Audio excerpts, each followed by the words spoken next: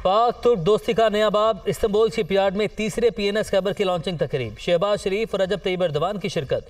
दुनिया को तवानाई की किल्लत समेत कई चैलेंजेस का सामना है। पाकिस्तान में काबिल तजदीद ज़राए के लिए इक़दाम जारी। तुर्क सरमाकार मौके से फ़ायदा उठाएं, वज़ीर आज़म का खिताब।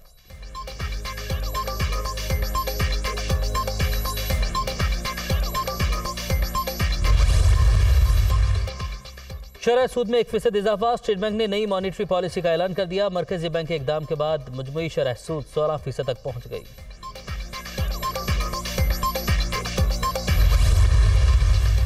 और जलसे में दहशतगर्दी का खदशा है। PTI कल का इज्तिमा मुलतवी कर दे। इमरान खान जिद ना करें, इस तरह कामयाब नहीं हो सकते। इलेक्शन की तारीख चाहते हैं तो सियासतदानों के साथ बैठ कर बात करें। राना सनाउल्लाह की प्रेस कॉन्फ्रेंस।